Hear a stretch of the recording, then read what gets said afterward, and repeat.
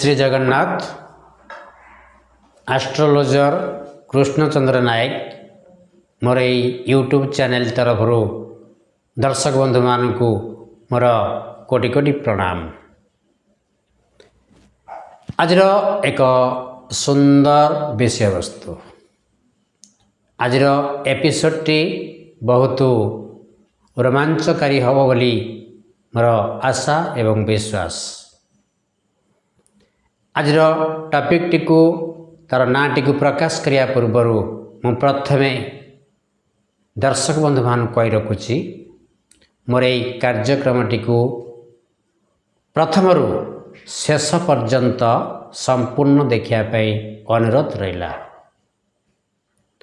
मझे ए कार्यक्रम टी देखला बेले या केवे स्किप करंतु नहीं।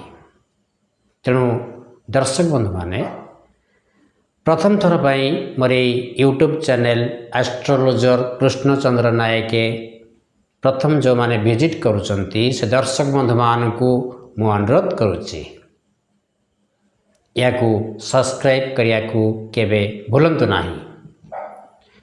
यह छड़ा अन्य समस्त दर्शक बंधु मोर कार्यक्रम टी को देखला परे लाइक कमेंट एवं तांकर बंधु सांग साथी साई पड़िशा समस्त सहित शेयर करने निश्चय अनुरोध रहा।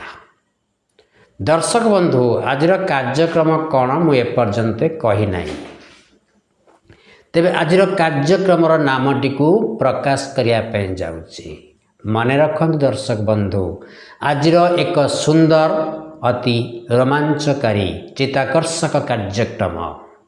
आपण जदि खाद्य खाउचंती सही समय रे जदि आपणकर खाउथिबा खाद्यरु कौनसी गोटे केश बा बाल बाहरिला से खाद्यरु तेबे आपणक उपरे एहार किभଳି भावरे नकारात्मक शक्ति आपणक उपरे पड़ी थाए से विषय आज आलोच्य विषय वस्तु। दर्शक बंधु आज यही कार्यक्रमटी को आरंभ करने जीवा। आपण जिते खाद्य खाऊचंती आपण खाद्यरू खाइबा समय जदि कौनसी गोटे किंबा दुईटी केश बाहरिला तेबे जानिबे आपण को उपरे कि नकारात्मक शक्ति माड़ी आसुची से विषय आज टॉपिक।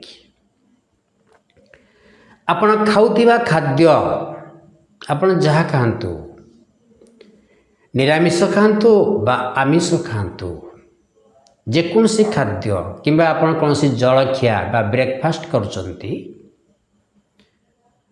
ये क्षेत्र पर जदि आपण से खाद्यरू किछि अंश खाइचंती धरंतु आपण थरे कि दुई थर खाइला परे देखिले आपण से खाद्यरू गोटे केश बाहरुची तेबे यह निश्चय आपण निकट भविष्यत रे एक बड़ विपदर सूचना अच्छी। तेणु प्रथमे मो कहया कथा प्रथमे आपणकर खाद्य खाइबा पूर्वरु एभली कार्य को अवॉइड करिया पाई प्रथमे आपण खाद्य को भल भावरे परखी नियंतु बा निजे या दृष्टिगोचर को आनी खाद्य रे एभली किछि द्रव्य अच्छी कि नहीं प्रथमे या देखि नियंतु तापरे आपण खाद्य ग्रहण करंतु। जदि एभली एक समस्या सृष्टि हैला आपण खाद्य खाइबा समय रे आपण थरे कि दुई थर खाइला परे जदि एभली कि समस्या आसिला कौन से केश जदि आपण खाद्य बाहरिला तेबे अति निकट भविष्यत रे आपण को ऊपरे एक बड़ विपद रही।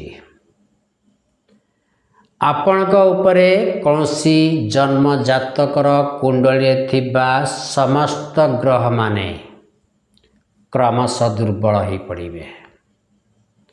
विशेष भावरे जेते प्रकार पापग्रह अच्छी शनि राहु केतु ତା ସହିତ ଆଉ ଦୁଇଟି କ୍रूर ଗ୍ରହ ରହୁଛନ୍ତି ମଙ୍ଗଳ ଏବଂ ରବି। ଏମାନଙ୍କର ନକାରାତ୍ମକ ଶକ୍ତି ଆପଣଙ୍କ ଉପରେ ପ୍ରବଳ ମାତ୍ରାରେ ପଡ଼ିବ। ଆପଣ ମଧ୍ୟ ନିକଟ ଭବିଷ୍ୟତରେ ବଡ଼ ରୋଗର ଶିକାର ହୋଇପାରନ୍ତି। ଆପଣଙ୍କର ଶରୀର ମଧ୍ୟ ଅସୁସ୍ଥ ହେବାର ସମ୍ଭାବନା ନିଶ୍ଚୟ ଏହାର ସୂଚନା ପାଇବେ।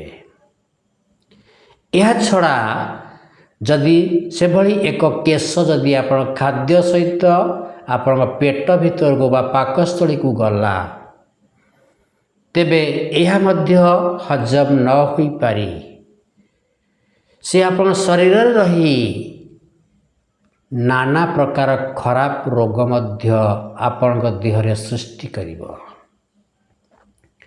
ଏହା ସହିତ ଆପଣଙ୍କର ଜନ୍ମଜାତକରେ ଥିବା ପାପଗ୍ରହମାନଙ୍କର କୁପ୍ରଭାବ ଆପଣଙ୍କ ଉପରେ ବାରମ୍ବାର ପଡ଼ିବ। ରାସ୍ତାରେ ହଠାତ୍ ଯାଉଥିବେ, ଆପଣଙ୍କର ଦୁର୍ଘଟଣା ଘଟିବାର ସମ୍ଭାବନା ବହୁତ ରହିଛି। ଏହା ଛଡ଼ା ଅନେକ ମାରାତ୍ମକ ରୋଗର ମଧ୍ୟ ଆପଣ ଶିକାର ହୋଇପାରନ୍ତି। ତା ସହିତ ଆପଣଙ୍କର ଶରୀର କ୍ରମେ କ୍ରମେ ଦୁର୍ବଳ ହୋଇପଡ଼େ। ଆପଣଙ୍କର ଆୟୁଷ ମଧ୍ୟ ହାନି ହୁଏ। ତେଣୁ ଦର୍ଶକ ବନ୍ଧୁ, ପ୍ରଥମେ ମୋ କହିବା କଥା, ପ୍ରଥମେ ଆପଣଙ୍କ ଯେକୌଣସି ଖାଦ୍ୟ ଗ୍ରହଣ କରୁଛନ୍ତି, ଖାଦ୍ୟଟିକୁ ଖାଇବା ପୂର୍ବରୁ ଏହାକୁ ଭଲକିରି ପରଖି ନିଅନ୍ତୁ। ଏଥିରେ ଏଭଳି କିଛି ଜିନିଷ ନାହିଁ ତ? ଯଦି ଏଭଳି ଜିନିଷ ଆପଣଙ୍କର ସମ୍ମୁଖୀନ ହେଇଛି, ତେବେ ଏହାକୁ ଫୋପାଡ଼ି ଦିଅନ୍ତୁ। ଏ ଖାଦ୍ୟ ଆଦୌ ଗ୍ରହଣ କରନ୍ତୁ ନାହିଁ। ଯଦି ଆପଣ ଖାଇବାର କିଛି ସମୟ ପରେ ଯଦି ଏଭଳି ଜିନିଷ ଦେଖିବାକୁ ପାଉଛନ୍ତି କିମ୍ବା ଆପଣଙ୍କର ହାତରେ ଏଭଳି ଜିନିଷ ଆସୁଛି, ତେବେ ଏହାକୁ ମଧ୍ୟ ଫୋପାଡ଼ି ଦିଅନ୍ତୁ, ଆଉ ଖାଆନ୍ତୁ ନାହିଁ। ଯଦି କିଛି ଖାଦ୍ୟ ଖାଇ ଦେଇଛନ୍ତି, ତେବେ ଏହାକୁ ଏହାର ପ୍ରତିକାର ସ୍ୱରୂପ ଆପଣ ବିଷ୍ଣୁଙ୍କ ମନ୍ଦିରକୁ ଯାଇ ଦର୍ଶନ କରନ୍ତୁ। ଏହା ଛଡ଼ା ବିଷ୍ଣୁଙ୍କୁ କିଛି ପ୍ରସାଦ ମଧ୍ୟ ଚଢ଼ାଇ ଏହାର ପ୍ରତିକାର କରିନିଅନ୍ତୁ। ଦର୍ଶକ ବନ୍ଧୁ, ମୋର ଆଜିର ଏହି କାର୍ଯ୍ୟକ୍ରମଟି ଆପଣଙ୍କୁ କେମିତି ଲାଗିଲା ନିଶ୍ଚୟ କମେଣ୍ଟ ବକ୍ସରେ ଲେଖିବେ। ଏହା ଛଡ଼ା ଯେଉଁ ଦର୍ଶକ ବନ୍ଧୁମାନେ ପ୍ରଥମ ଥର ପାଇଁ ମୋର ଏହି YouTube channel astrologer Krishnachandra Nayak ପ୍ରଥମ ଥର ପାଇଁ ଆସୁଛନ୍ତି, ଏହାକୁ ସବସ୍କ୍ରାଇବ୍ ନିଶ୍ଚୟ କରିବେ। ଏବଂ ଯେଉଁ ଦର୍ଶକ ବନ୍ଧୁମାନେ ଏ ପର୍ଯ୍ୟନ୍ତ ଏହାକୁ ସବସ୍କ୍ରାଇବ୍ କରିନାହାନ୍ତି, ସେ ଦର୍ଶକ ବନ୍ଧୁମାନଙ୍କୁ ମଧ୍ୟ ଅନୁରୋଧ କରୁଛି ଏହାକୁ ସବସ୍କ୍ରାଇବ୍ କରିବା ସହିତ ଅନ୍ୟମାନଙ୍କ ସହିତ ସେୟାର କରିବେ ଏବଂ କମେଣ୍ଟ ବକ୍ସରେ କମେଣ୍ଟ ଲେଖିବେ ଏବଂ ଲାଇକ୍ କରିବା ପାଇଁ ଅନୁରୋଧ ରହିଲା। ଜୟ ଜଗନ୍ନାଥ।